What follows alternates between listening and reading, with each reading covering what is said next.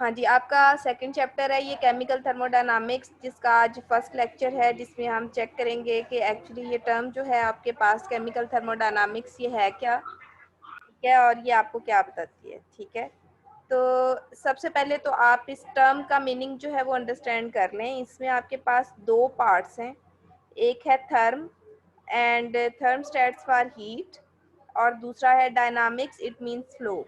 तो ये जो डायनामिक्स है आपके पास एक्चुअली ये फिजिक्स की ब्रांच है, ठीक है, और फिजिक्स की ब्रांच में वो ब्रांच है जिसमें हम डील करते हैं मोशन ऑफ बॉडीज और motion of body under the action of any type of force, कि जब किसी बॉडी के ऊपर फोर्स लगती है तो उसके रिजल्ट में किस किस्म का एक्शन प्रोड्यूस होता है। क्लियर? Yes ma'am. तो जब हम एक कंप्रीहेंसिव डेफिनेशन जो है वो इसकी थर्मोडायनामिक्स इंट्रोड्यूस करते हैं तो उसमें हम कहते हैं कि thermodynamics is the study of heat and energy changes, ठीक है, जो कि किसी भी फिजिकल या केमिकल चेंज के साथ एसोसिएटेड होते हैं। तो केमिस्ट्री में आप बेसिकली दो किस्म के चेंजेस देखते हैं, एक फिजिकल चेंजेस होते हैं और केमिकल चेंजेस होते हैं। ये फिजिकल और केमिकल चेंजेस के बारे में पहले आपको कुछ पता है? थर्मोडायनामिक्स के बारे में?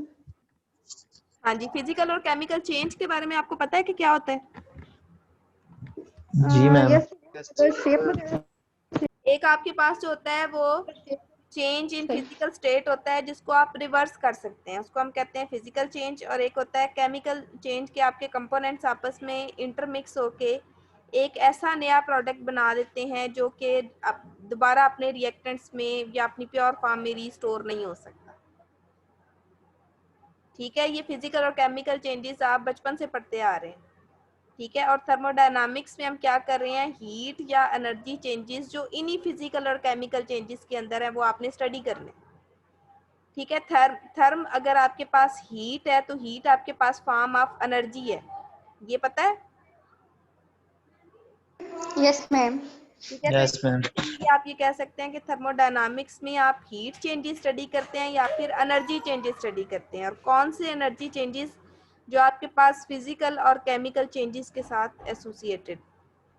ठीक है, अब फिजिकल और केमिकल चेंजेस आपके पास क्या हैं, जैसे आपके पास फिजिकल चेंज में क्या है, ये देखें, आपके पास सॉलिड जो है वो मेल्ट होता है और लिक्विड में कन्वर्ट होता है, वाटर जो है वो बॉयल होता है और गैसियस फॉर्म में कन्वर्ट होता है, या आपका सॉलिड जो है वो डायरेक्टली वेपर्स में कन्वर्ट होता है। ठीक है, इन तीनों प्रोसेसेस को आपने देखा हुआ है, बड़े कॉमन है। ठीक है, इसको आप कहते हैं कि मेल्टिंग ऑफ आइस है, इसको आप बॉइलिंग या इवेपोरेशन ऑफ वाटर कहते हैं, इसको आप सब्लिमेशन कहते हैं। पता है ना इन तीनों प्रोसेसेस का? जी मैम। ठीक है, मेल्टिंग ऑफ आइस जो है इसमें हम कहते हैं कि क्या हो रहा है बेसिकली, कि आपका जो सॉलिड है वो लिक्विड में कन्वर्ट हो रहा है, बॉइलिंग में लिक्विड गैस में कन्वर्ट हो रहा है, सब्लिमेशन में सॉलिड गैस में कन्वर्ट हो रहा है। ठीक है, तो सॉलिड यस। लिक्विड में कन्वर्ट हो, ठीक है, तो आपके पास एक डेफिनेट टेम्परेचर पे होता है, इसी तरह लिक्विड जो है वो भी एक डेफिनेट अमाउंट ऑफ हीट को एब्जॉर्ब करने के बाद गैस में कन्वर्ट होता है, और सॉलिड जो है वो भी एक डेफिनेट अमाउंट ऑफ हीट को एब्जॉर्ब करने के बाद गैसेस में कन्वर्ट हो जाता है। क्लियर? यस। तो आप जब इन प्रोसेसेस को डिटेल में ज़रा देखें तो ये आप कहते थे कि जब सॉलिड और लिक्विड, ठीक है, आपस में इंटर कन्वर्ट होते हैं, ठीक है, तो अगर सॉलिड लिक्विड में कन्वर्ट होता है तो ये मेल्टिंग है, और अगर लिक्विड सॉलिड में कन्वर्ट होता है तो ये फ्रीजिंग है। क्लियर? यस। इसी तरह अगर लिक्विड गैस में कन्वर्ट होता है तो ये बॉइलिंग है, और अगर गैस लिक्विड में कन्वर्ट होती है तो ये कंडेंसेशन है। पढ़ा हुआ है? जी। अगर आपका सॉलिड गैस में कन्वर्ट होता है तो ये सब्लिमेशन है, फॉरवर्ड में भी सब्लिमेशन है, रिवर्स में भी। सॉलिड गैस में कन्वर्ट हो तो भी सब्लिमेशन है, और गैस सॉलिड में कन्वर्ट हो तो भी सब्लिमेशन है। क्लियर? यस। इन्हीं प्रोसेसेस को हम फर्दर जो है इन्हीं की थर्मोडायनामिक्स को अगर स्टडी करते हैं तीनों प्रोसेसेस की, तो आप ये देखें कि अगर सॉलिड लिक्विड में कन्वर्ट होता है तो कैसे होता सब्लिमेशन है, है। हाँ जो जी, सब्लिमेशन है इसकी कोई एग्जांपल होगी? सब्लिमेशन जो है ना, आपके पास आयोडीन या अमोनियम आयोडीन। क्लोराइड अगर आप लेना उसको, अगर आप हीट करें तो वो डायरेक्टली गैस में कन्वर्ट हो जाता है। कुछ आपके पास सॉलिड्स हैं जिनके पास ये करेक्टरिस्टिक्स है कि जब आप उसको हीट करते हैं तो वो लिक्विड में नहीं जाते, डायरेक्टली गैसेस में कन्वर्ट हो जाते हैं, जिसमें अमोनियम क्लोराइड भी है। क्लियर? जी। Yes ma'am. अच्छा, अगर सॉलिड लिक्विड में कन्वर्ट होता है तो कैसे होता है? Solid certain amount of heat को एब्जॉर्ब करता है, यानी आप क्या करते हैं कि आपका जो ये आइस क्यूब है इसको आप ओपन एयर में रखते हैं, ठीक है, तो ये एटमॉस्फेयर से हीट को एब्जॉर्ब करता है और एब्जॉर्ब करने के बाद लिक्विड में कन्वर्ट हो जाता है। यानी हीट एनर्जी को एब्जॉर्ब करता है पहले सॉलिड, फिर लिक्विड में कन्वर्ट होता है। क्योंकि आपको पता है कि सॉलिड के मॉलिक्यूल्स जो होते हैं वो क्लोजली पैक्ड होते हैं और लिक्विड के मॉलिक्यूल्स जो होते हैं वो फार अपार्ट होते हैं। तो सॉलिड को अगर आप लिक्विड में कन्वर्ट करना चाहते हैं तो मॉलिक्यूल्स के दरमियान आपने गैप लेके आना है। गैप के लिए ये सॉलिड क्या करता है कि एटमॉस्फेयर से हीट को एब्जॉर्ब करता है, उसके पार्टिकल्स जो हैं जब उनकी एनर्जी जो है वो बढ़ जाती है तो उनकी मूवमेंट इंक्रीज होती है, और जब उनकी मूवमेंट इंक्रीज होती है तो एक दूसरे से फार अपार्ट हो जाते हैं और सॉलिड से लिक्विड में कन्वर्ट हो जाते हैं। क्लियर? जी। यहाँ पे आप देखें, अगर सॉलिड लिक्विड में कन्वर्ट होता है तो कैसे हुआ है, उसने हीट एब्जॉर्ब की एटमॉस्फेयर से, फिर लिक्विड में कन्वर्ट हुआ। और अगर लिक्विड सॉलिड में कन्वर्ट होता है तो क्या करता है, लिक्विड के पास जो एनर्जी है उसको वो रिलीज करता है इन दी फॉर्म ऑफ हीट, फिर वो सॉलिड में कन्वर्ट होता है। जैसे अगर आप वाटर को जो है वो आइस में कन्वर्ट करते हैं तो आप क्या करते हैं, आप हीट पानी निकलते। पानी जो है उसको फ्रिज में रखते हैं, ऐसे ही है, यस। फ्रीजर में रखते हैं। तो आप क्या करते हैं कि पहले तो पानी को मैकेनिकल एनर्जी प्रोवाइड करते हैं, खुद उसको उठाते हैं, फ्रिज में रखते हैं। फ्रिज क्या करता है, उसके अंदर से हीट को रिलीज करता है, ठीक है। अगर आप फ्रिज के पिछले हिस्से की तरफ जरा हाथ करके देखें, आपको कितनी ज्यादा हीट फील वो होगी, गर्म होता है। ठीक है। तो फ्रिज जो चीजों को ठंडा करता है, ऐसे करता है कि वो चीजों के अंदर जितनी भी कंपोनेंट्स के अंदर जितनी भी हीट होती है उसको रिलीज करता है, उसको सिस्टम से बाहर निकालता है, ठीक है। तो जब आप फ्रिज में पानी को रख देते हैं तो पानी के मॉलिक्यूल्स की मूवमेंट की वजह से उसके साथ जितनी भी एनर्जी एसोसिएटेड है, फ्रिज उस एनर्जी को उस सिस्टम के अंदर से या पानी के अंदर से माइनस कर देता है, ठीक है, और उस हीट को अपनी बैक से रिलीज भी करता है। अगर आप फ्रिज को पीछे से जो है वो अपना हाथ उसके क्लोज लेके जाएं तो जो हीट उसने सिस्टम्स के अंदर से निकाली है आप उसको फील कर सकते हैं कि पीछे से हीट रिलीज हो रही है फ्रिज के। क्लियर? जी। तो अगर सॉलिड लिक्विड में जाता है तो हीट एब्जॉर्ब करके जाता है, और अगर लिक्विड सॉलिड में जाता है तो हीट रिलीज करके जाता है, हीट लूज करके जाता है। क्लियर? Yes ma'am.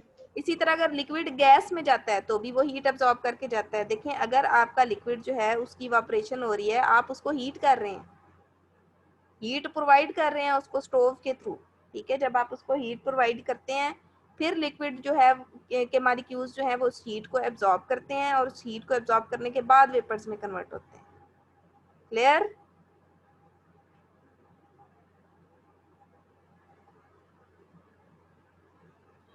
जी मैम। ठीक है। तो क्या होता है कि जब लिक्विड गैस में कन्वर्ट होता है तब भी वो पहले हीट एब्जॉर्ब करता है, और जब आप गैस को लिक्विड में कन्वर्ट करते हैं तो आपको क्या करना पड़ता है कि वेपर्स को ठंडा करना पड़ता है, ठीक है। उसके लिए आपको उस सिस्टम को या उस गैस को हीट लूज करनी पड़ती है, एनर्जी लूज करनी पड़ती है, फिर वो लिक्विड में कन्वर्ट होता है। क्लियर? Yes ma'am.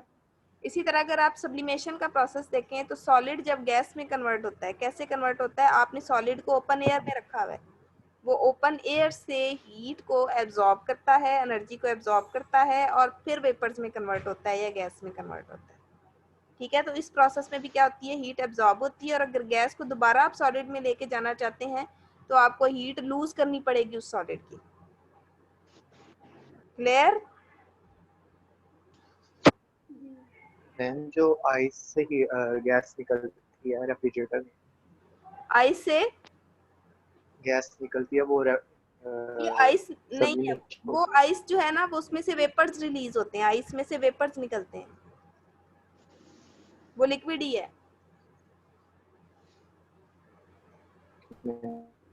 इवापोरेशन होती है आइस की सरफेस पे।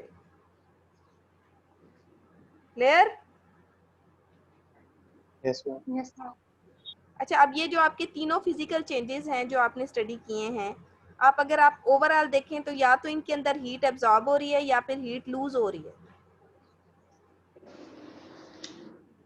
ठीक है। जी तो इन फिजिकल चेंजेस के साथ जो हीट चेंजेस हैं या जो एनर्जी चेंजेस हैं उनको आप स्टडी करते हैं केमिकल थर्मोडायनामिक्स में। ठीक है। इसी तरह अगर आप वो पीछे आपने देखा फिजिकल चेंज, अब अगर आप देखें थर्मोडायनामिक्स ऑफ केमिकल चेंज, तो आप ये देखें यहाँ पे आपके पास रिएक्शन हुआ है, इसके अंदर से हीट रिलीज हो रही है, यहाँ पे भी रिएक्शन हुआ है, उसके अंदर हीट रिलीज हो रही है। ये देखें कितना पावरफुल रिएक्शन है जिसके अंदर से हीट रिलीज हो रही है या एनर्जी रिलीज हो रही है। यहाँ पे आप देखें तो एनर्जी एब्जॉर्ब हो रही है। ठीक है। तो जब आपके पास कोई भी केमिकल रिएक्शन होता है, केमिकल चेंज होता है, दो कंपोनेंट्स आपस में मिलकर एक न्यू स्पीशी बनाते हैं, उसमें क्या होता है आपके पास कि या तो रिलीज ऑफ हीट होता है, रिलीज ऑफ हीट और एनर्जी होता है, या फिर एब्जॉर्प्शन ऑफ हीट और एनर्जी होता है।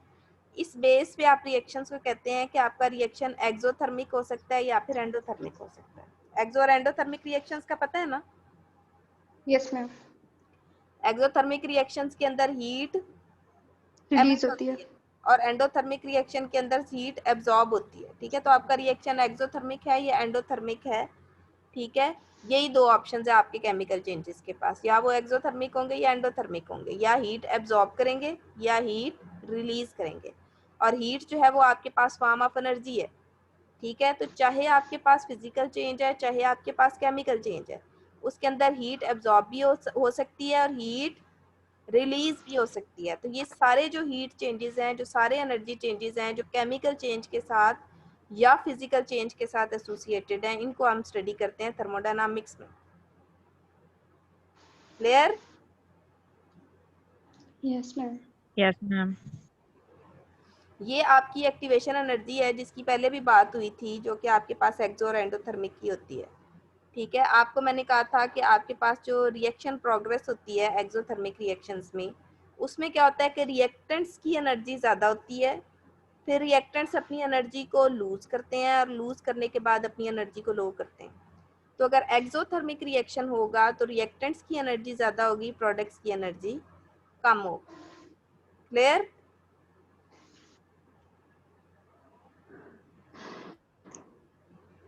जी मैम। और अगर आपके पास एंडोथर्मिक रिएक्शन होगा तो उसमें क्या होगा कि रिएक्टेंट्स की एनर्जी कम होगी और प्रोडक्ट्स की ज़्यादा होगी, क्योंकि प्रोडक्ट्स ने एनर्जी एब्जॉर्ब की है और हाई एनर्जी लेवल पे चले गए। एक्सोथर्मिक रिएक्शन में प्रोडक्ट्स ने एनर्जी लूज की है और लो एनर्जी लेवल पे चले गए। क्लियर?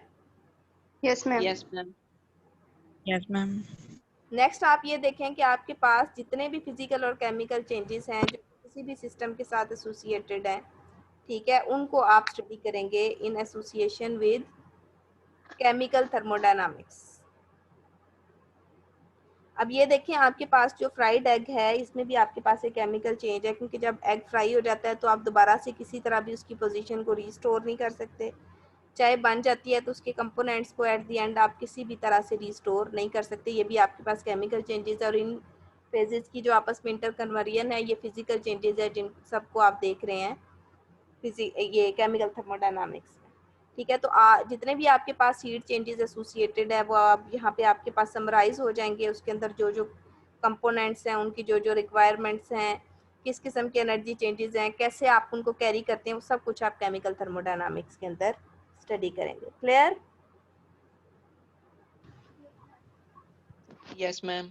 यस अब मैम। थर्मोडायनामिक्स जो है उसकी डेफिनेशन आपके सामने आ गई कि thermodynamics is study of heat और energy changes accompanying physical and chemical changes.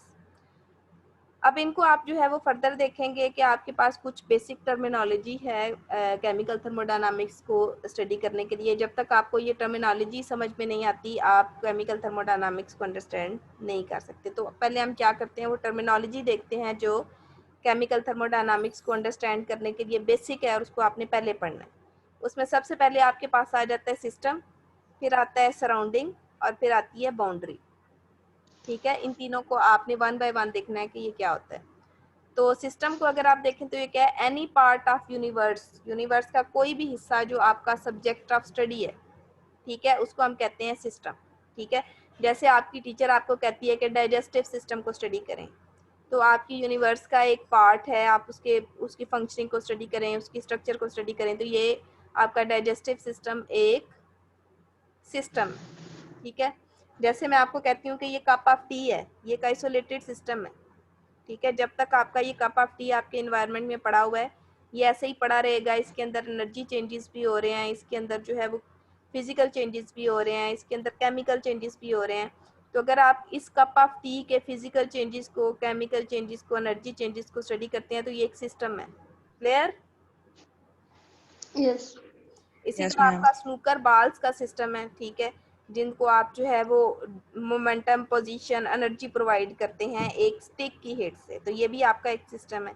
Swing machine आपका एक सिस्टम है जिसमें आप क्या करते हैं कि स्विंग का प्रोसेस करते हैं। तो सिस्टम आपके पास यूनिवर्स का कोई भी हिस्सा हो सकता है जिसको आप स्टडी करते हैं। कप ऑफ टी हो सकता है, स्नूकर बॉल हो सकती है, आपके पास स्विंग मशीन हो सकती है, आपकी बॉडी का कोई भी सिस्टम, आपका डाइजेस्टिव सिस्टम, आपका रेस्पिरेटरी सिस्टम, या आपकी पूरी बॉडी भी एक सिस्टम हो सकती है। क्लियर? मैम, जी ये जो चाय से हीट निकल रही है, हाँ जी, चाय से जो हीट निकल रही है कप ऑफ टी से, हाँ जी, तो जहां तक कप में चाय है वो सिस्टम का हिस्सा है, लेकिन हाँ जो जी, हीट है तो हाँ वो जी। सराउंडिंग का पार्ट बन रही है कि वो भी सिस्टम का हिस्सा है? ये जो आपके पास है ना, क्योंकि सिस्टम से निकल के जा रही है आपके सराउंडिंग में, ये आप जब सराउंडिंग और सिस्टम ये तीनों कंपोनेंट्स आप पढ़ेंगे ना, फिर आपको ये चीज क्लियर हो जाएगी। अभी मैंने आपको कहा है कि कप ऑफ टी आपके पास एक सिस्टम है, इसको आप अपने माइंड में रखें, ठीक है। जब आप जो हीट सराउंडिंग को बाहर पढ़ेंगे तो निकल ये चीज आपको समझ आ जाएगी कि ये किसका पार्ट है, ठीक है। ओके।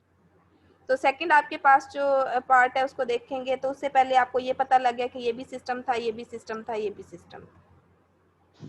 नेक्स्ट जो है वो आपके पास क्या है, सिस्टम के अलावा अगर आप अपना सिस्टम का सारा इन्वायरमेंट देखते हैं तो सिस्टम के अलावा आपके पास जो कुछ भी बचता है वो सराउंडिंग है, ठीक है। जैसे आपका ये अगर एक रूम में जो है वो एक टेबल पे आपका कप ऑफ टी पड़ा हुआ है, तो कप ऑफ टी के अलावा उस रूम में जो कुछ भी है वो सराउंडिंग है, यानी टेबल सराउंडिंग है, रूम सराउंडिंग है, उसकी एयर सराउंडिंग है, उसमें अगर कोई और जो आपका इक्विपमेंट पड़ा हुआ है तो वो भी आपका सराउंडिंग है।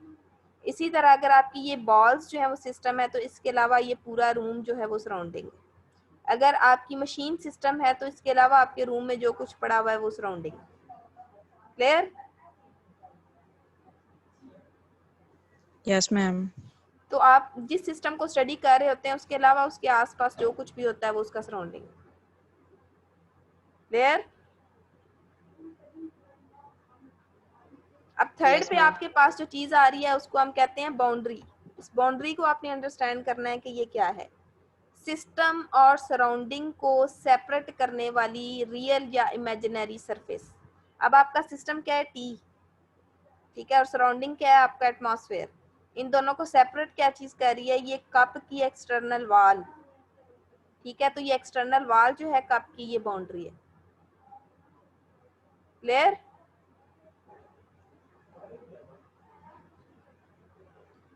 सिस्टम और सराउंडिंग को सेपरेट करने वाली वॉल या सरफेस जो है वो बाउंड्री है। जैसे आपकी बॉडी है, Yes, ma'am. जैसे आपकी बॉडी है ना, तो आपकी बॉडी के अंदर जो कुछ है, आपका रेस्पिरेटरी सिस्टम, आपका हार्ट, आपका स्टमक, वो सब आपकी बॉडी का सिस्टम है। लेकिन जो स्किन है, ठीक है, वो आपके उन सारे सिस्टम्स को सराउंडिंग से सेपरेट कर रही है, तो स्किन जो है वो बाउंड्री है। क्लियर? Yes, ma'am. ठीक है। तो ये जो आपके पास वॉल ऑफ कप है, फाइनली हमने ये डिड्यूस किया है कि ये बाउंड्री है। इसी तरह और जो अगर कप के ऊपर वाली सरफेस है, क्या वो इमेजिनरी बाउंड्री है? नहीं, ये वाली जो है ये आपकी रियल बाउंड्री है, ये आपकी रियल। नहीं, कप के ऊपर वाली सरफेस कप जो को, ओपन है, कप की ऊपर वाली सरफेस जो ओपन है, वो इमेजिनरी बाउंड्री हुई? ये वाली, यहाँ जी। पे तो कुछ है ही नहीं ना जो सिस्टम और सराउंडिंग को सेपरेट कर रहा हो। सेपरेट तो सिर्फ ये दरवाल से हो रहा है। यहाँ पे तो आपका सिस्टम डायरेक्टली एटमॉस्फेयर के साथ इन कांटेक्ट है, सराउंडिंग के साथ इन कांटेक्ट है। हाँ, तो फिर इमेजिनरी सरफेस नहीं कहेंगे? नहीं नहीं, यहाँ पे आपके पास बाउंड्री है ही नहीं। बाउंड्री ये है, जहाँ जहाँ पे ये वॉल है वहाँ पे बाउंड्री है, जहाँ नहीं है वहाँ बाउंड्री नहीं। अच्छा, ठीक है। आ रही है बात की समझ? जी। ठीक है, जहाँ पे कोई सेपरेटिंग सरफेस है सिर्फ वहाँ पे बाउंड्री है। वरना आपका सराउंडिंग और सिस्टम डायरेक्टली इन कांटेक्ट भी हो सकता है। क्लियर? मैम डेफिनेशन के अकॉर्डिंग कप वाली जो है ना वो रियल बाउंड्री है, लेकिन उसके ऊपर सरफेस इमेजिनरी सरफेस, इमेजिनरी इसके ऊपर बाउंड्री कोई नहीं होगी। इमेजिनरी सरफेस नहीं है, इसके ऊपर कुछ भी इमेजिनरी नहीं है। इसकी जो एक्सटर्नल सरफेस है ना ये वाली, ठीक है, वर्टिकली इसकी बाउंड्री है, हॉरिजेंटली इसकी बाउंड्री नहीं है। चलो ठीक। क्लियर है? मैम इमेजिनरी की कोई एग्जांपल दें ब्लाजर। इमेजिनरी सर अभी आपने बहुत सारे सिस्टम पढ़ने हैं, जब इमेजिनरी सरफेस आएगी तो मैं वहां पे आपको वो उसकी एग्जांपल क्लियर कर दूँ। Okay ma'am. अब ये देखें, ये आपके पास एक मैन है जो कि जॉगिंग कर रहा है, ठीक है, इसकी पूरी बॉडी सिस्टम है और इसके आसपास जो कुछ भी है वो सराउंडिंग है और इसकी जो स्किन है वो बाउंड्री है। क्लियर? यस। Yes ma'am. और ये एक रियल बाउंड्री है। क्लियर हो गया? जी। नेक्स्ट आप देखें, ये अगर आपके पास सिस्टम है, सिस्टम की आप फर्दर टाइप्स ऑब्जर्व करते हैं, ठीक है। अगर आपने ये कहा है कि आपके पास 3 बेसिक जो टर्म्स हैं थर्मोडायनामिक्स की, उसमें एक सिस्टम है, एक सराउंडिंग, एक बाउंड्री है। सिस्टम आपने अंडरस्टैंड कर लिया। अब सिस्टम की आपके पास कुछ टाइप्स हैं, ठीक है। वो टाइप्स आप कैसे अंडरस्टैंड कर सकते हैं, कैसे आपने उनको क्लासीफाई किया है, वो देखने के लिए आप ये देखें कि ये आपके पास एक कप ऑफ टी है। अब इस कप ऑफ टी के पास क्या क्या ऑप्शन है। ये अपने सिस्टम के साथ अपनी एनर्जी एक्सचेंज कर सकता है, अपने सिस्टम के साथ अपना मैटर एक्सचेंज कर सकता है, और ये भी हो सकता है कि ये अपनी एनर्जी और मैटर दोनों एक्सचेंज कर, ठीक है। अब क्या होता है कि आपका जो सिस्टम होता है वो उसमें हीट या एनर्जी फ्लो करती है। जैसे आपका ये जो कप ऑफ टी है, इसका टेम्परेचर आपको या इसकी जो आपको हीट है वो ज्यादा लग रही है, कम लग रही है?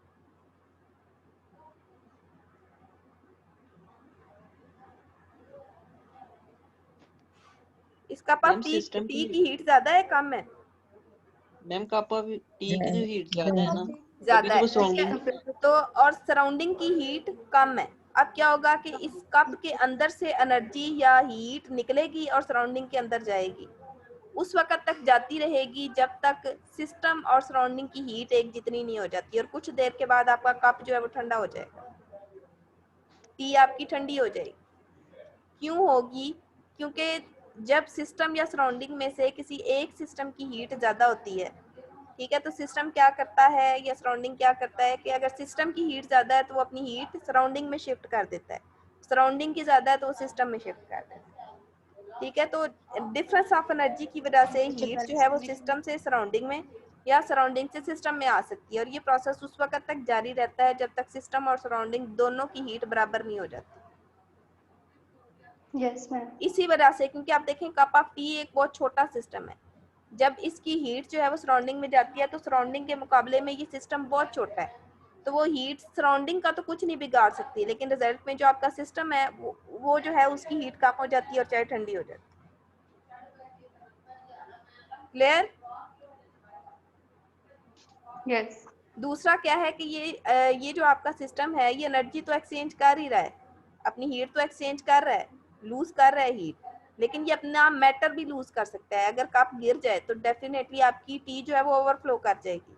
अब एनर्जी तो आपकी चेंज हो रही है सराउंडिंग के साथ, लेकिन मैटर भी चेंज हो सकता है, इसके अंदर जो टी है वो भी चेंज हो सकती है। क्लियर है? Yes ma'am. और अगर ये आपकी टी ओवरफ्लो कर जाती है तो एनर्जी और मैटर दोनों भी एक्सचेंज कर सकते हैं। क्लियर? Yes ma'am. तो अब आपके सिस्टम के पास ऑप्शन होता है कि या वो एनर्जी एक्सचेंज कर ले सराउंडिंग के साथ, या मैटर एक्सचेंज कर ले, या दोनों एक्सचेंज कर ले। इस बेस पे आपके थर्मोडायनामिक सिस्टम की 3 टाइप्स हैं, ठीक है। वो 3 टाइप्स कौन सी हैं? ठीक है, कि एक जो सिस्टम है उसमें क्या है कि एनर्जी चेंज हो जाती है, यानी अगर ये कप ऑफ टी सिर्फ अपनी हीट लूज करता है तो एनर्जी चेंज कर रहा है, मैटर चेंज नहीं कर रहा। अगर आपका थर्मस फ्लास्क है, ठीक है, तो उसमें आपकी गर्म चाय गर्म रहती है, ठंडा पानी ठंडा रहता है, वो ना मैटर चेंज करता है ना एनर्जी चेंज करता है। लेकिन अगर आपका बॉइलिंग वाटर है तो वो मैटर भी चेंज करता है, एनर्जी भी चेंज करता है। तो इस बेस पे आपके सिस्टम के पास ऑप्शन क्या है कि वो मैटर या एनर्जी चेंज करेगा, मैटर चेंज नहीं करेगा, या दोनों चेंज नहीं करेगा, या एक चेंज करेगा और एक चेंज नहीं करेगा। इस बेस पे हम आपके सिस्टम को नाम देते हैं close system, isolated system and open system. Close system ऐसा सिस्टम है जो एनर्जी चेंज कर सकता है सराउंडिंग के साथ, लेकिन मैटर चेंज नहीं कर सकता। आ रही है बात की समझ? Yes ma'am.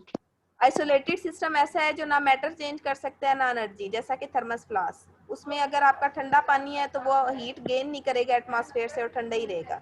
गर्म टी है तो वो एटमॉस्फेयर से हीट लूज नहीं करेगी और गर्म ही रहेगी। ठीक है। इसी तरह अगर आपका आइसोलेटेड सिस्टम है या आपका जो है वो क्लोज सिस्टम है, तो उसको अगर आप देखें तो उसमें क्या होता है आपके पास के आपकी का जो मैटर और एनर्जी है ये दोनों एक्सचेंज हो सकते हैं। तो आपके सिस्टम की 3 टाइप्स हैं, close system, open system, isolated system. ऐसा सिस्टम जो एनर्जी चेंज कर सकता है, मैटर नहीं कर सकता, वो क्लोज सिस्टम है। ऐसा सिस्टम जो एनर्जी और मैटर दोनों एक्सचेंज नहीं कर सकता, वो आइसोलेटेड सिस्टम है। और ऐसा सिस्टम जो मैटर एनर्जी दोनों एक्सचेंज कर सकता है, वो open system. Clear? Yes ma'am. Yes ma'am. Next अगर आप मूव करते हैं इसमें, तो आप ये देखें आपके पास हर थर्मोडायनामिक सिस्टम की कुछ प्रॉपर्टीज हैं। हर थर्मोडायनामिक सिस्टम की कुछ प्रॉपर्टीज हैं जिनको आपने 2 क्लासेस में डिवाइड किया है। एक हम कहते हैं intensive property of thermodynamic system और एक हम कहते हैं extensive property of thermodynamic system. अब ये इंटेंसिव और एक्सटेंसिव प्रॉपर्टीज क्या है? इंटेंसिव प्रॉपर्टी किसी भी थर्मोडायनामिक सिस्टम की ऐसी प्रॉपर्टी है जो उसके मास पे डिपेंड नहीं करती। इंटेंसिव प्रॉपर्टी ऐसी प्रॉपर्टी है जो मास पे डिपेंड नहीं करती। जैसे आपको मैं कहती हूँ कि वाटर का बॉइलिंग पॉइंट जो है वो 100 डिग्री सेंटीग्रेड, 100 डिग्री सेंटीग्रेड ही है ना? यस, चाहे वो कप में हो या हाँ किसी जी। बड़े अब बर्तन अगर में। वाटर का आप 1 kg लें, उसका बॉइलिंग पॉइंट कितना होगा 1 kg का? 100 100। 2 kg लें, फिर 100 3 kg लें तो फिर भी भी 100 रहेगा। तो ये हाँ जी, ये टेम्परेचर एक ऐसी क्वालिटी है थर्मोडायनामिक सिस्टम की जो उसके मास पे डिपेंड नहीं करती, उसकी क्वांटिटी ऑफ मैटर पे यस। डिपेंड नहीं करती, इसलिए ये इंटेंसिव प्रॉपर्टी है। प्रेशर जो है आपके पास किसी भी एटमॉस्फेयर का, किसी भी सिस्टम का, वो उसकी इंटेंसिव प्रॉपर्टी है। जैसे मैं ये कहती हूँ कि आपका इस वक्त एटमॉस्फेरिक प्रेशर 760 टॉर है, ठीक है, तो आपको लगता है कि ये मास पे डिपेंड करता होगा आपका एटमॉस्फेयर का प्रेशर? किसी भी तरह से ये मास पे डिपेंड नहीं करता, इसलिए ये भी आपकी इंटेंसिव प्रॉपर्टी है। डेंसिटी अगर आप देखें तो ये भी आपकी इंटेंसिव प्रॉपर्टी है, ये मास पे डिपेंड नहीं करती। क्लियर? Yes ma'am. सेकंड जो आपके पास प्रॉपर्टी है थर्मोडायनामिक सिस्टम की, वो एक्सटेंसिव प्रॉपर्टी है। एक्सटेंसिव प्रॉपर्टी आपके पास क्या है कि ये ऐसी प्रॉपर्टी है जो मास ऑफ सिस्टम पे डिपेंड करती है। जैसे लेंथ, ठीक है, जितना ज़्यादा आपके पास जो है वो लेंथ होगी सिस्टम की, उतना ज़्यादा आपके पास अमाउंट ऑफ मैटर होगा। मास इटसेल्फ जो है वो एक्सटेंसिव प्रॉपर्टी है। वॉल्यूम मास पे डिपेंड करता है, जितना ज़्यादा मास होगा उतना ज़्यादा वॉल्यूम होगा। वेट जो है वो मास पे डिपेंड करता है, ठीक है, जितना ज़्यादा वेट होगा उतनी ज़्यादा जो है वो अर्थ की फोर्स ऑफ ग्रेविटी एक्ट करेगी बॉडी के ऊपर। वेट की यही डेफिनेशन है ना, फोर्स ऑफ ग्रेविटी जो कि किसी भी बॉडी के ऊपर एक्ट करती है। तो ज़्यादा वेट के ऊपर वो ज़्यादा एक्ट करती है, कम वेट के ऊपर कम एक्ट करती है। तो ये भी आपके पास एक्सटेंसिव प्रॉपर्टी है। क्लियर? मैम जो प्रेशर है वो फोर्स पर यूनिट एरिया होता है, तो फोर्स इक्वल होता है वेट के भी। तो फोर्स पर यूनिट मतलब एरिया है कैसे? ना, तो फोर्स आपको लगता है कि मास पे डिपेंड करती है? यस करती है। कैसे? Force is equal to mv, force is equal to wait.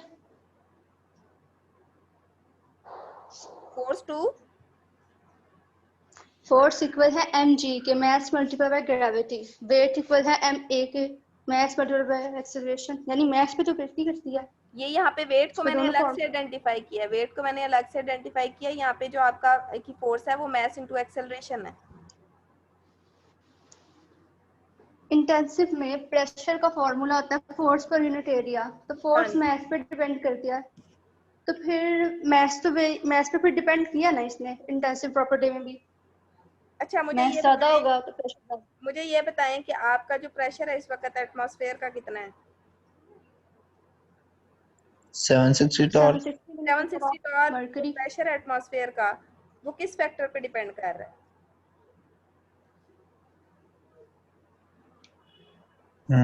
Height height पे डिपेंड कर रहा है। ठीक है, तो हाइट किस फैक्टर पे डिपेंड कर रही है? ग्रेविटी। ग्रेविटी। ग्रेविटी किस फैक्टर पे डिपेंड कर रही है?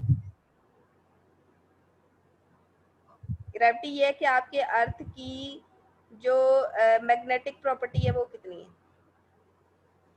वो अपने सेंटर की तरफ वो भी ऑब्जेक्ट्स को कितना जो है वो पे डिपेंड करती है। कितना जो है वो अट्रैक्ट कर सकता है। ठीक है, तो वो जो अट्रैक्शन है वो अर्थ की प्रॉपर्टी है, अर्थ की मैग्नेटिज्म की प्रॉपर्टी है।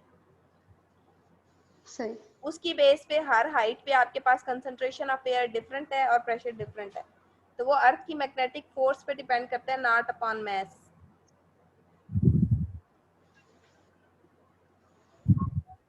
क्लियर? मैम जो डेंसिटी है उसका जो फार्मूला है वो m ओवर v नहीं होता, हाँ वो जी, मैथ पे डेंसिटी का क्यों नहीं फार्मूला डिपेंड मास करती? पर यूनिट वॉल्यूम है। ठीक है, लेकिन ये आपकी मास पे डिपेंड इसलिए नहीं करती कि इसका मतलब ये है कि अगर आपने 1 मीटर क्यूब में 10 पार्टिकल्स लिए हुए हैं, ठीक है, 1 मीटर क्यूब में अगर आपके 10 पार्टिकल्स हैं, ठीक है, तो चाहे आप उसी मास का जो है वो 1 मीटर क्यूब लें या 1 किलोमीटर क्यूब ले लें, उन दोनों में जो आपके पास नंबर ऑफ पार्टिकल्स है वो सेम होंगे। डेंसिटी कैसे आपके पास इंटेंसिव प्रॉपर्टी है ये मैं आपको क्लास में समझाऊंगी, ये थोड़ा डिटेल में आपको समझाना है। Okay ma'am. ठीक है फिर। ठीक है, ये यहाँ पे आपको समझ नहीं आएगी, ये मुझे क्लास में याद करवाइएगा, मैं बता दूँ। ठीक। तो बाकी क्लियर है डेंसिटी के अलावा? Yes, ma'am. जी मैम।